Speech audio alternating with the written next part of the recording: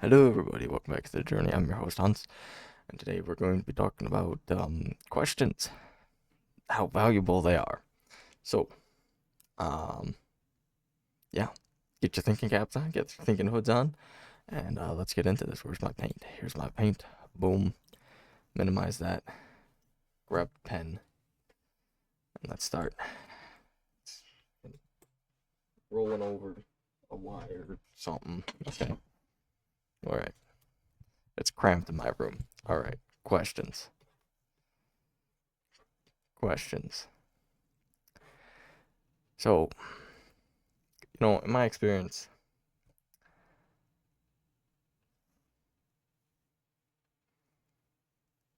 I've met some people that don't like questions.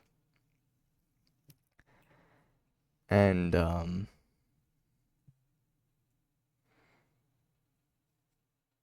I think that's very problematic because questions lead to answers, right? We all know this, right? It's very basic. Questions lead to answers, right? You ask a question, you get an answer. What am I eating today? Pancakes. Boom. Question with an answer, right? But the questions can, of course, become more and more complex. Like, I don't know, why are we here? Why do we exist? Right? And there's answers to those as well. Um, some of those might be a bit more personal than universal. I mean, I don't even what I'm eating today, like what am I eating for breakfast is very personal as well, right? You might say pancakes, but Timmy says eggs, right? And Bob says bacon, right? So, um, I know that was quite fast paced. I just kind of shot that right out of my mouth, you know what I mean? So, um, yeah, let me slow it down real quick. So, we'll start with the basic here, right? Basics of questions lead to answers, right? So you might have a very simple question like, what am I eating for breakfast today, right? Breakfast, right? Answer, pancakes, right? That might be your answer. And I'm just reiterating what I said, um, like just now because I realized how fast I spat that out. And, it might be hard for some people to keep up with that fast paced um, speaking. So, you might say pancakes. Somebody else might say bacon. Bacon. Somebody else might say sausage. Somebody else might say waffles. Somebody else might say a muffin. Whether it be an English muffin, um, or like a non-English muffin, doesn't really matter. However, this question led to an answer, and those answers can also lead to more questions. So, like, what are you putting on your pancakes? If you're putting anything on it, right? What are you putting on it? Pancakes? Add a question there. Blueberry? That is not an arrow. Blueberry, right? Blueberry? Strawberry, right? No, maybe you want banana pancakes. Banana. Maybe you want to make a potato pancake. I don't know. The world's your oyster, right? I I know you can make like potato bread or something, so I'm pretty sure you can make potato pancakes. Actually, I think I've seen potato pancakes on like a restaurant's menu one time. So yeah, it's possible. And that's not even the syrup. You might even have blueberry syrup or maple syrup or maybe even strawberry syrup. Hell, there could be even banana syrup. I bet you somebody's made a potato syrup before, but I that's probably pretty rare. um, well, yeah, that's a basic. example of questions leading to answers. So going back to my experience real quick is for some questions, I have experienced people not liking the questions because I've thought about it, and it seems to me that sometimes when a question is asked, right,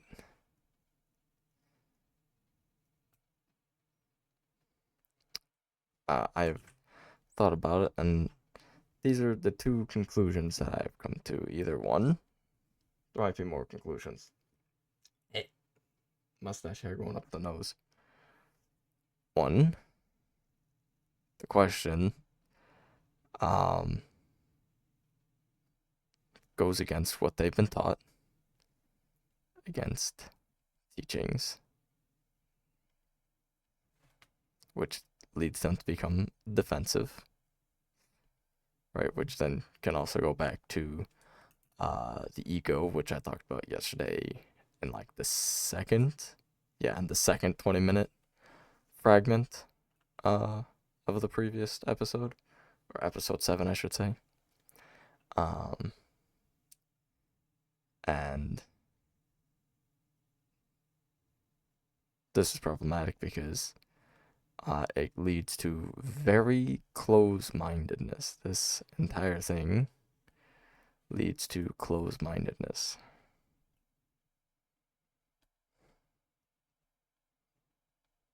That's right.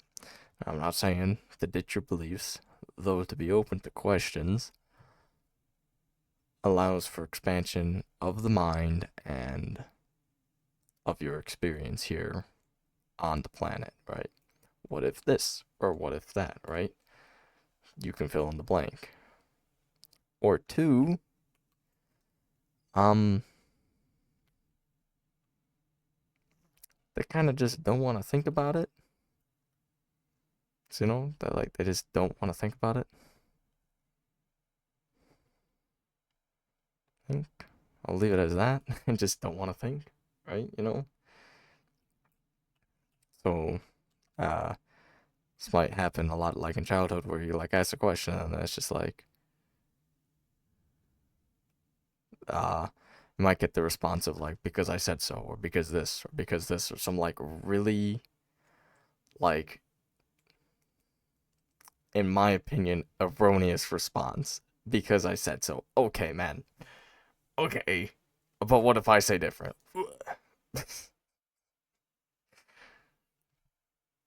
Like, it feels like a very erroneous response. A very incomplete response, as well as wrong. That's what erroneous means. You can double check me on that if you want. So then you will not only get like a defensive, that's nice about defensive answer, but then you also get like an incomplete, complete, erroneous response. Yes, response.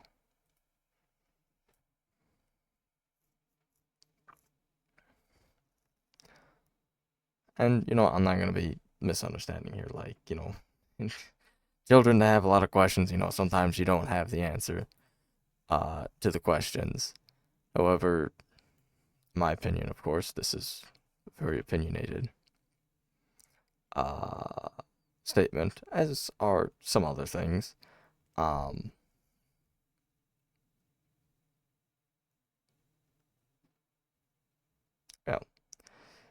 So I got sidetracked by a thought of everything being opinionated because of the idea that if everything is in our own perception, then everything would then be opinionated, because if I think something is good, then therefore it is good. However, if somebody thinks it's bad, therefore it is bad, and it is just an opinion. However, we can talk about that later. my point, going back to the questions, is this will happen, and then this can usually get drilled into our head, and especially in the school systems, which I am not very fond of, like, at all, um, at least here in America. So, you know, questions might even get, like, shot down by, like, teachers or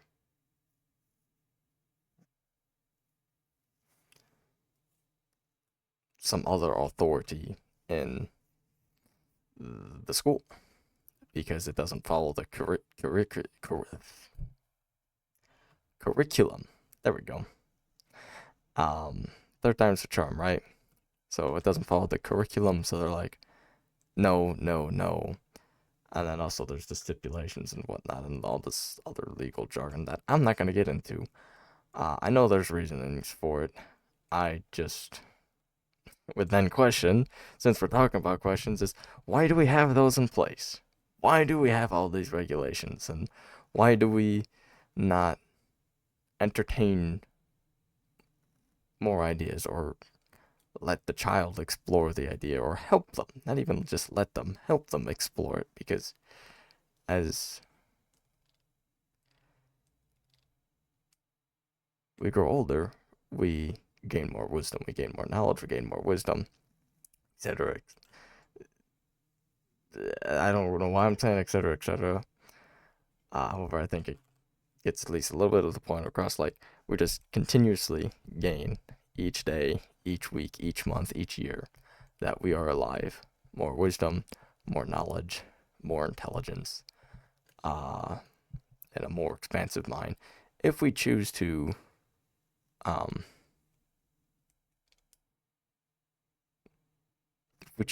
have such a life, because as I said earlier, sometimes people will have a very linear, closed-minded approach to life, and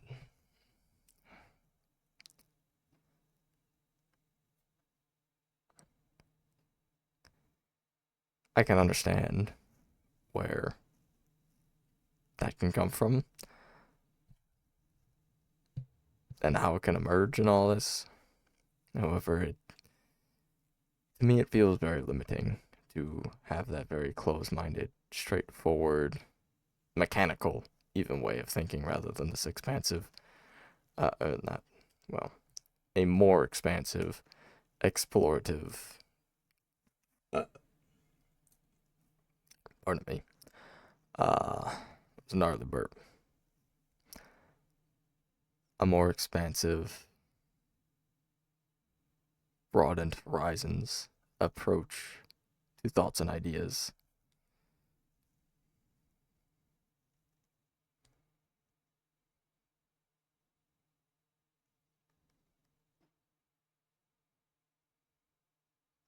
And now my mind has gone blank because I feel like I have talked about what I needed to talk about.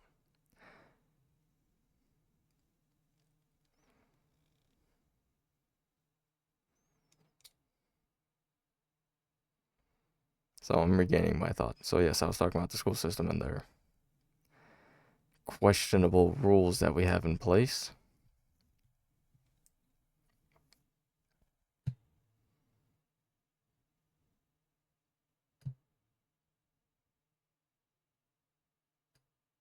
And then I got to the straightforward thinking. So yeah, calling out the school system. I don't like the way you teach. Be better. Yep. Like, there are plenty of like videos and other critiques about the school system, how it looks the same over like 100 years of being in place and so on and so forth. Um, and it should be noted. That should be noted. Um,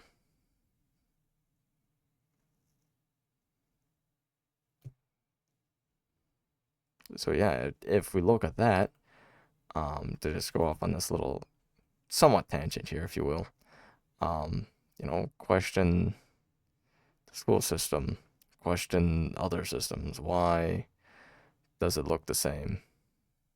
Does school look the same? The same after 100 years. That's a whole century. A century, and it looks the same. That's bonkers. Right? Even other things.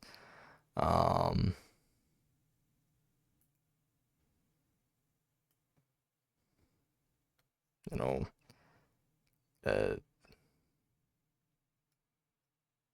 question religion, question the spirituality stuff, question methodologies, question ways of thinking. All right. And going back to the ego stuff, if somebody goes up in arms, it's probably some sort of ego thing or unhealed trauma that they haven't gone through. Which is fine. We would the spiritual / healing path is a choice, and not everybody's going to be called to do it. However, I would take a mental note of that.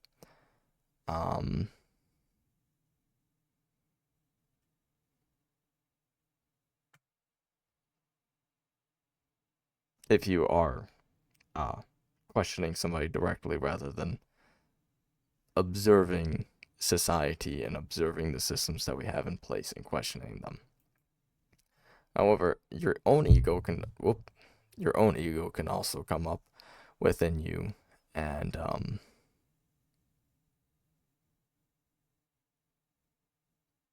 do something similar as that external person. So if you were to question somebody else, so if you were to question somebody else, this question right here, and they put up their defensive egos, right?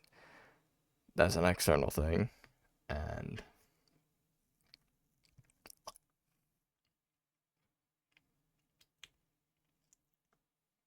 that is an external experience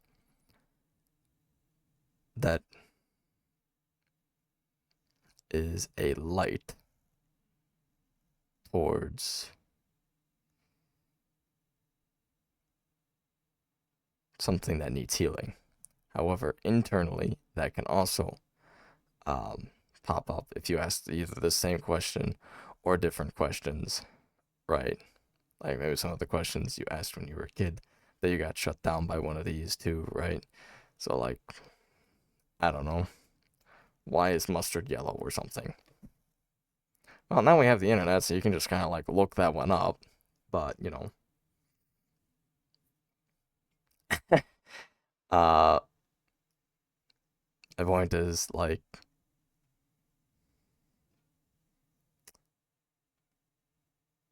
if you're noticing defensiveness, it is something that needs healing, whether it be from an external experience or an internal questioning seance. Seance is not the right word, like session, if you will, or meditation, whatever word you want to use. Slipping up on my words here. So I apologize for that. I'm sorry.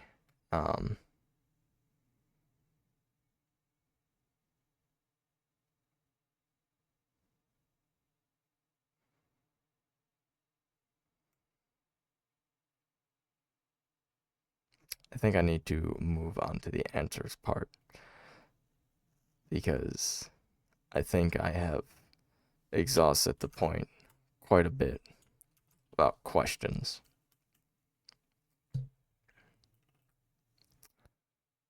To go to the answers part, right? I can have some guesses for this.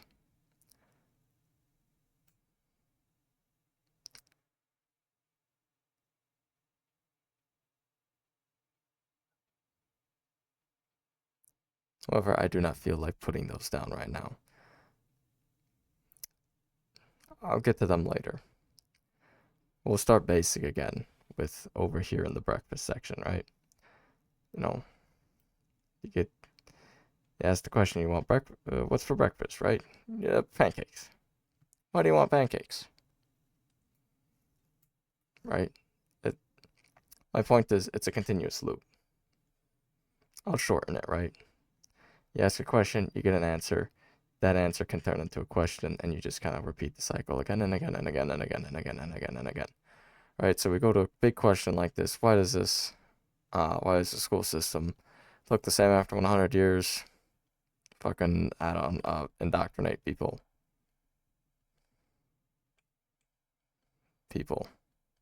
or more importantly, kids.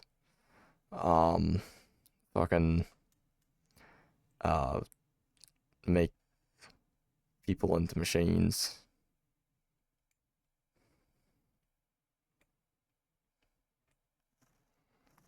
Um, dehumanize people, I guess.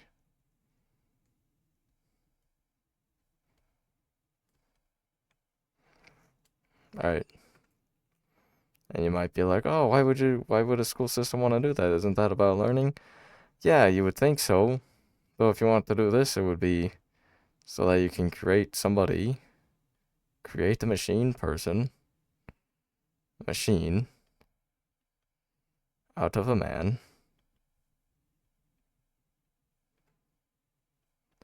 to create increased profits.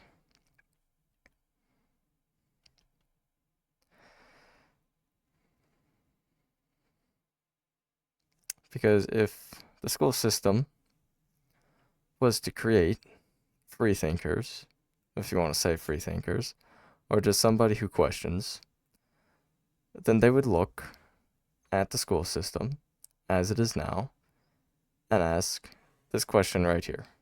And there are already people doing such a thing, as I am doing myself, right? And then we will get some answers like these three right here. I'm not saying these are the only answers, and I'm not saying all of these are correct. I believe them to be correct because I was in the school system, and it was horrendous.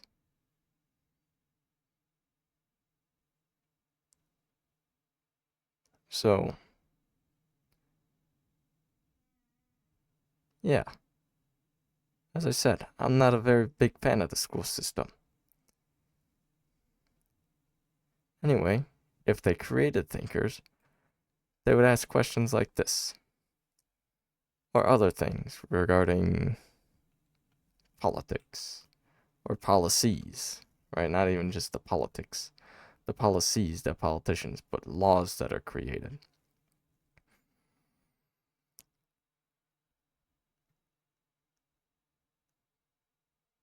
Question religion. Question authority of any sort, the police, right? And now I am not saying to go out and do nay good. That is not what I am saying. What I am saying is to ask questions.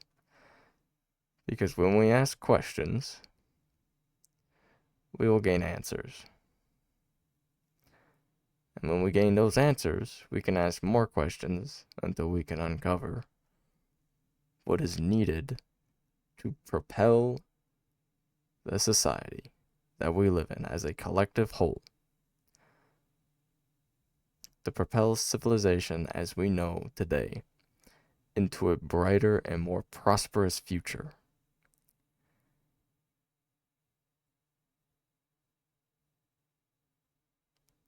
And that is why questions are very important.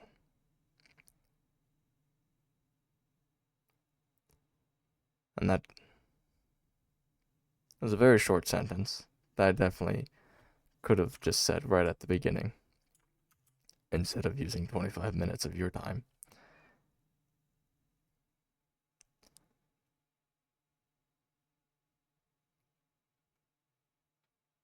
However, it is important to go the long way. Sometimes.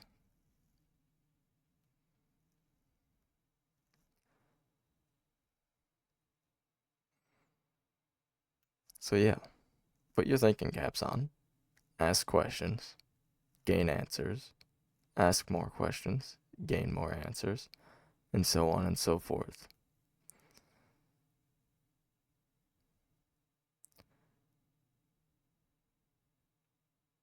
We need more people that ask questions. It will benefit society very much so.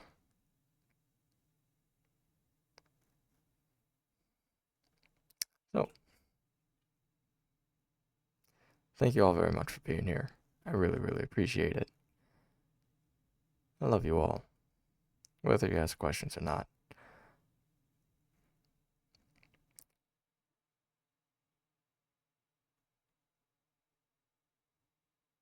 I hope you all have an amazing, fantastic day. And I encourage you once more before I go, once more before we end this video, once more before we take off our thinking caps for a moment.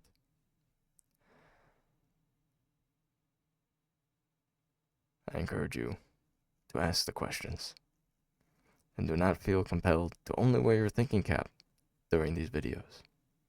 I encourage you to wear them and think outside of the video as well. Thank you all very much one more time for coming here. I appreciate your support. I appreciate you being here. I love you very much, and I hope you have a wonderful, fantastic, amazing day. Bye-bye.